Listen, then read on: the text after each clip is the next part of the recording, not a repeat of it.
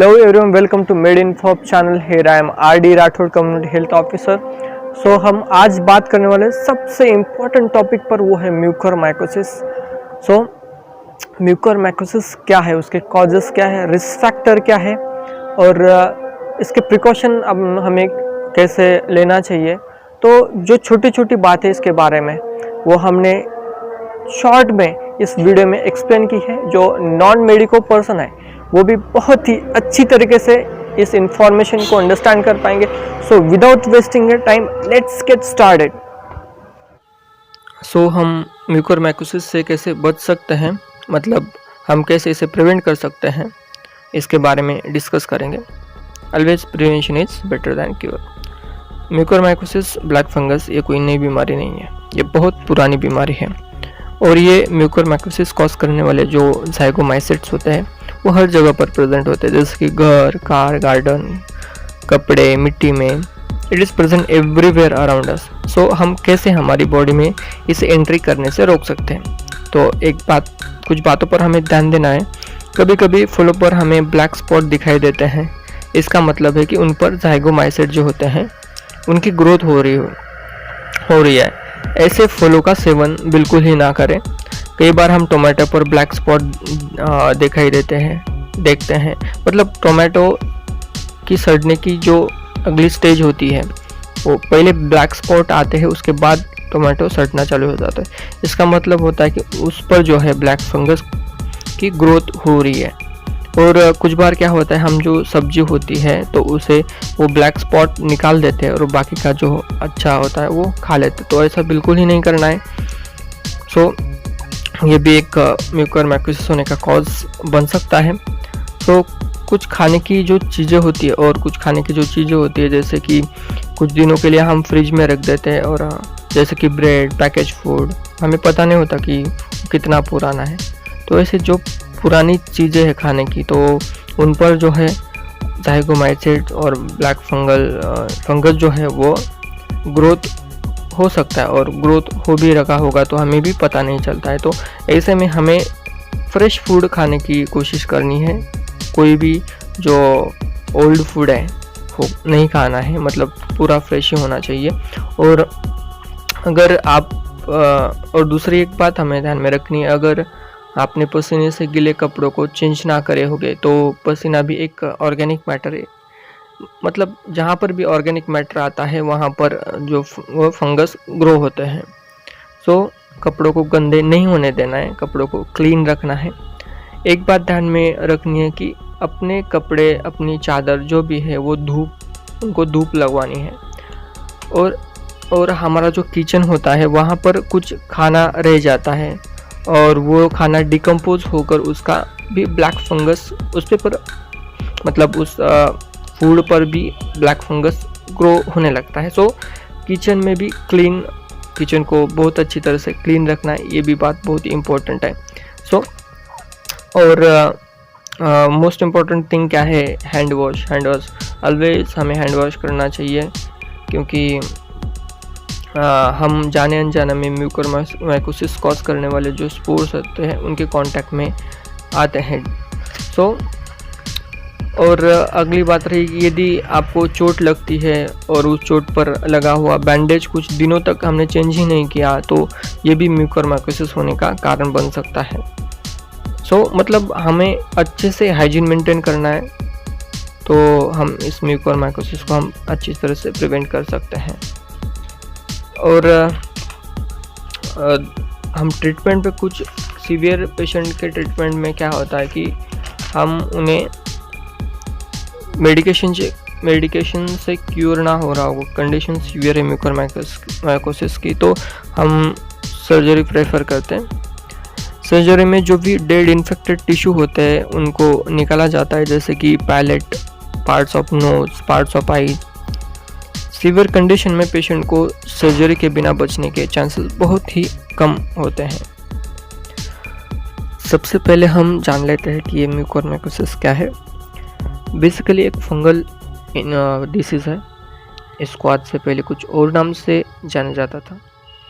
इसका प्रीवियस नाम ज़ाइगोमाइकोसिस है और अब हम सभी से म्यूकोरमाइकोसिस बोलते हैं. और इसे हम ब्लैक फंगस भी कहते हैं। It is very rare disease, मतलब ये कभी कभी किसी किसी को ही होता है। अगर ये किसी को होता है और आप इसे निगलेक्ट करते हो तो ये बहुत ही डेंजरस हो सकता है। इसलिए हमको इसके सिम्टम्स नज़र आते ही एक्शन लेना स्टार्ट करना होगा। So let's talk about sign and symptoms of mucormycosis और ब्लैक फंगस। म्यूकोरमाइकोसिस के सिम्टम्स में आपके नाक के आसपास, मुंह के आसपास रेडनेस होने लगेगा, पेन होने लगेगा, ये इसका पहला सिम्टम्स है। और शॉर्टनेस ऑफ ब्रीथ मीन्स आपको सांस लेने में तकलीफ होगी, मतलब चेस्ट में थोड़ा हेवीनेस महसूस होगा। Then fever in most of the cases fever में भी बैक्टीरियल, फंगल और वायरल, या कोई एलर्जन की बॉडी में एंट्री हो रही होगी, तभी इसके रिस्पॉन्स में हमारी बॉडी जो है फीवर जनरेट करते हैं। तो एग्जैक्टली फीवर देखकर हम ये नहीं कह सकते कि इनको म्यूकोरमाइकोसिस है। सो फीवर के साथ साथ कुछ और इम्पोर्टेंट साइन हमें देखने होंगे, जैसे कि खून वाली वोमिटिंग हो रही होगी या वोमिटिंग में ब्लड पार्टिकल्स मौजूद होंगे। तो इस कंडीशन में हमें डॉक्टर को विजिट करना चाहिए। इसके बाद जो है हेडेक होगा, आपका जो स्पूटम है वो भी ब्लैक कलर में आ जाएगा और स्पूटम में भी अब ब्लड ड्रॉप्स आ सकते हैं। इसके साथ साथ ब्लैक फंगल स्पॉट जो है वो भी नज़र आने लगेंगे। सो इसी ब्लैक फंगल स्पॉट के कारण ही हम इसे ब्लैक फंगल डिसीज़ कहते हैं। और हमें कब अलर्ट होना चाहिए? जब व्यक्ति की मेंटल स्टेटस फ्लक्चुएट होने लगेगी, मतलब वो चीज़ों को एग्जैक्टली जस्टिफाई नहीं कर पाएंगे, इंटेलेक्चुअली थोड़ा वीक और कन्फ्यूजन होना शुरू हो जाएगा, और bloody mucus from nose, local pain on cheek bone, मतलब गाल के आसपास पर्टिकुलर पार्ट में दर्द हो सकता है। और अगला सिम्टम्स क्या है? One sided facial pen with numbness, मतलब फेस के कौन से भी एक साइड में पेन हो सकता है और उसके साथ साथ ही नमनेस मतलब सुन्न हो जाना। This is also a warning sign. And toothache, दांतों में दर्द होना, आगे जाकर दांतों के गिरने में भी इसका कन्वर्ट हो सकता है। सो ये सारे जो सिम्टम्स है, ये पूरे सिम्टम्स एक साथ एक ही व्यक्ति में नहीं दिख सकते, मतलब असंभव है। मगर जब ये सिम्टम जो है, मैक्सिमम सिम्टम्स कोई व्यक्ति में दिखाई देते हैं, तो मतलब इसका हम समझ सकते हैं कि ये कंडीशन है, सीवियरिटी कंडीशन है। सो कुछ व्यक्ति में कुछ स्पेसिफिक सिम्टम भी हम देख सकते हैं। और अगला जो सिम्टम्स है वो ब्लड विजन है, मतलब धुंधला धुंधला दिखाई देना, और उसके साथ ही डबल विजन, मतलब एक चीज़ दो बार दिखाई देना, मतलब डबल दिखाई देना। तो ये जो थे ये म्यूकोरमाइकोसिस के सिम्टम्स थे। और हम बात करते हैं कि उसके रिस्क फैक्टर कौन कौन से हैं, मतलब किन किन में ये म्यूकोरमाइकोसिस होने के चांसेस हैं। सो एक बात हमें ध्यान में रखनी है, जो कोविड-19 से रिकवर हुए हैं उन सभी को ये म्यूकोरमाइकोसिस ब्लैक फंगस होगा ऐसा नहीं है। कुछ पोस्ट कोविड पेशेंट में ये म्यूकोरमाइकोसिस पाया गया है, और क्यों पाया गया है, ये कैसे, इस पर हम थोड़ा सा डिटेल में बात करेंगे। कोविड-19 इन्फेक्शन जो है उसमें ब्लड काउंट में लिम्फोसाइट जो होता है वो कम हो जाता है, और हम इस कंडीशन क्या बोलते हैं, लिम्फोपेनिया बोलते हैं।